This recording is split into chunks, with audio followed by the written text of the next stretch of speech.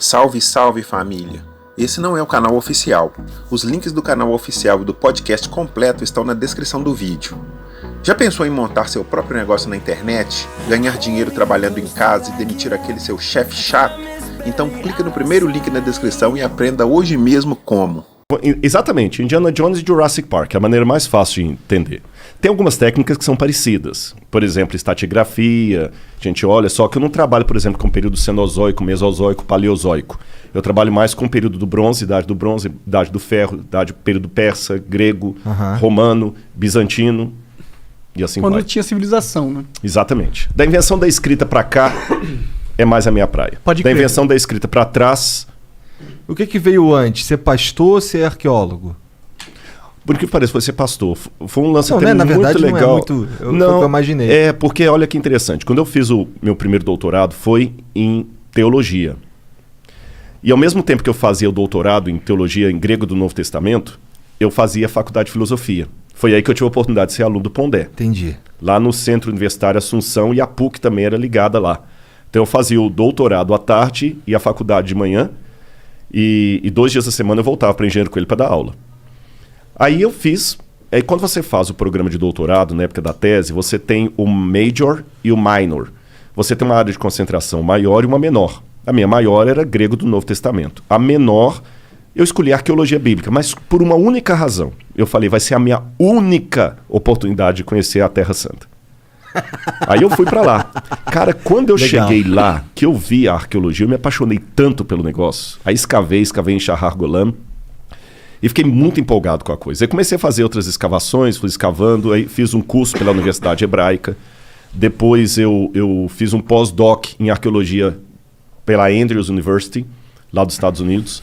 Depois eu fiz o outro doutorado em arqueologia na USP. E foi muito bacana. A primeira vez que eu fui para Jerusalém, quando eu estava voltando, eu lembro que tem uma frase que os judeus falam muito, que vem desde a época do cativeiro babilônico, Lashana Rabaa ve Yerushalayim, ano que vem Jerusalém. O cara falou, você vai voltar aqui? Eu falei, nunca. Porque voltar lá... Então eu falei, isso foi 1998. Ano que vem Jerusalém, é aquilo tudo? Lashana, ano, né? Lashana Rabaa, ano que vem, Yerushalayim, Jerusalém.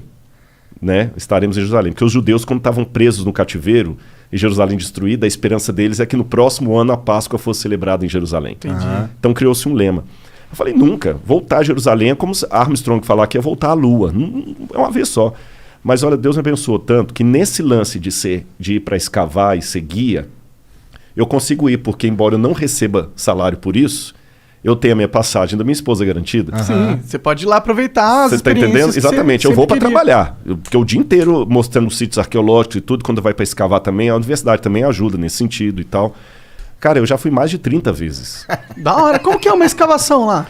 Como é que funciona isso? Bom, é tipo, é igual um filme, tem umas barraquinhas, tem e isso uns mesmo. caras assim com as vassourinhas. Não, aí você não... Eu não sei que filme você está assistindo, porque filme que eu conheço de arqueologia é múmia andando, é nazista atirando em você, helicóptero, né? Então é assim. É assim, caralho? Cara, bem mais legal, Bem, né? mas ou não, né? Corre o risco de literalmente, a arqueologia é uma vida em ruínas. É o seguinte, você primeiro... você tem o sítio arqueológico, depende da grana também, porque Israel tem mais de 30 mil sítios arqueológicos mapeados. Caralho. Mas nem 10% está escavado, porque Israel é um país persona não grata onde ele está ali. Todo mundo é inimigo de Israel, com exceção da Jordânia e do Egito. Agora também tem relações diplomáticas com Bahrein, Arábia Saudita, alguma coisa assim, tudo. Mas Israel ali sofre muito, então ele tem que gastar muito dinheiro para a segurança nacional do país. Então os arqueólogos dão aula no período letivo e em julho que escavam. Poucos sítios arqueológicos funcionam fora do período do verão, estou falando verão, hemisfério norte. Então você tem as quadrículas, e como é que você descobre que ali é um sítio arqueológico, por exemplo? Tem várias maneiras. Acidentalmente, a Vênus de Milo, por exemplo, foi encontrada porque o cara estava arando a fazenda dele e encontrou a Vênus de Milo. Sério? Que o Brasil, Jogada? Jogada, porque o Brasil é um país loucura. de história muito nova, 1500 para cá. Então qualquer coisa que tem 200 anos, antigão.